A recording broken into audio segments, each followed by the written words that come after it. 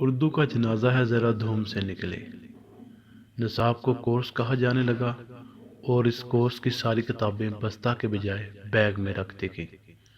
ریاضی کو میتھس کہا جانے لگا، اسلامیات اسلامک اسٹڈی بن گئی، انگریزی کی کتاب انگلش بک بن گئی۔ اسی طرح طبیعیات فزکس میں، معاشیات اکنامکس میں، سماجی علوم سوشل سائنس میں تبدیل ہو گئے۔ پہلے طلبہ پڑھائی کرتے تھے، اب اسٹوڈنٹ اسٹڈی کرنے لگے۔ پہاڑے یاد کرنے والوں کی لادیں ٹیبل یاد کرنے لگیں، اساتذہ کے لیے میز اور کرسیاں لگانے والے ٹیچرز کے لیے ٹیبل اور چیئرز لگانے لگے۔ داخلوں کے بجائے ایڈمیشن ہونے لگے۔ اول دوم اور سوم آنے والے طلبہ فرسٹ سیکنڈ اور تھرڈ آنے والے اسٹوڈنٹ بن گئے۔ پہلے اچھی کارکردگی پر انعامات ملا کرتے تھے، پھر پرائز ملنے لگے۔ بچے تالیاں پیٹنے کی جگہ چیئرز کرنے لگے۔ یہ سب کچھ سرکاری اسکولوں میں ہوا ہے، باقی رہے پرائیویٹ اسکول تو ان کا پوچھے ہی مت۔ ان کاروباری مراکز تعلیم کے لیے کچھ عرصہ پہلے ایک شعر کہا گیا تھا: مکتب نہیں دکان ہے بیپار ہے، مقصد یہاں علم نہیں روزگار ہے۔ اور تعلیمی اداروں کا تو رونا ہی کیوں روا جائے، ہمارے گھروں میں بھی اردو کو یتیم اولاد کی طرح ایک کونے میں ڈال دیا گیا ہے۔ زنان خانہ اور مردان خانہ تو کب کے ختم ہو گئے، خوابگاہ کی موجودگی البتہ لازمی ہے۔ اسے بھی ہم نے بیڈ روم کا نام دے دیا۔ باورچی خانہ کچن بن گیا اور اس میں پڑے برتن کراکری کہلانے لگے۔ غسل خانہ پہلے باتھ روم ہوا، پھر ترقی کر کے واش روم بن گیا۔ مہمان خانہ یا بیٹھک کو اب ڈرائنگ روم کہتے ہوئے فخر محسوس کیا جاتا ہے۔ مکانوں میں پہلی منزل کو گراؤنڈ فلور کا نام دے دیا گیا اور دوسری منزل کو فرسٹ فلور، اور دروازہ اب ڈور کہلایا جانے لگا۔ پہلے مہمانوں کی آمد پر گھنٹی بجتی تھی، اب ڈور بیل بجنے لگی۔ کمرے کب کے روم بن گئے، کپڑے الماری کے بجائے کبڈ میں رکھے جانے لگے۔ ابو جی یا ابا جان جیسا پیارا اور ادب سے بھرپور لفظ دقیانوسی لگنے لگا، اور ہر طرف ڈیڈی ڈیڈ پاپا پپا پاپے کی کردان لگ گئی۔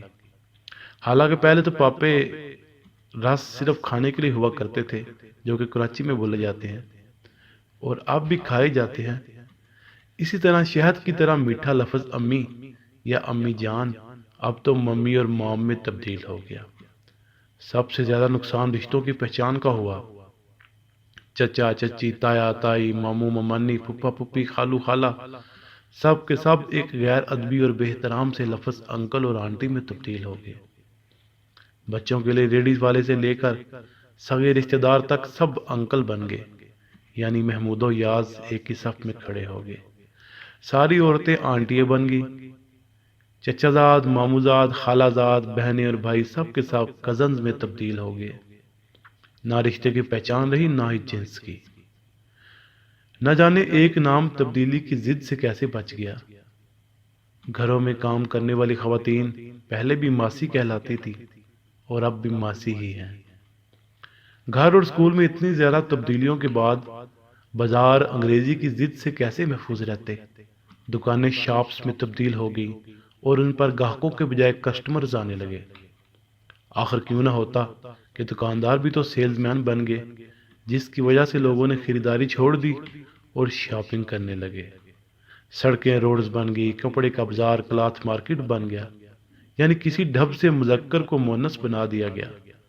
کریانے کی دکان نے جنرل اسٹور کا روپ دھار لیا، نائی نے باربر بن کر حمام بند کر دیا اور ہیئر کٹنگ سیلون کھول لیا۔ ایسے ماحول میں دفاتر بلا کہاں بچتے۔ پہلے ہمارا دفتر ہوتا تھا جہاں مہینے کے مہینے تنخواہ ملا کرتی تھی، وہ اب آفس بن گیا اور منتھلی سیلری ملنے لگی۔ جو کبھی صاحب تھے وہ باس بن گئے، بابو بن گئے، کلرک اور چپڑاسی بن گئے پی این۔ پہلے دفتر کے نظام الاوقات لکھے ہوتے تھے، اب آفس ٹائمنگ کا بورڈ لگ گیا۔ سود جیسے کبھی فعل کو انٹرسٹ کہا جانے لگا، اور طوائفیں تو کب کے آرٹسٹ بن گئی۔ اور محبت کو لو کا نام دے کر محبت کی ساری چاشنی اور تقدس ہی چھین لیا گیا۔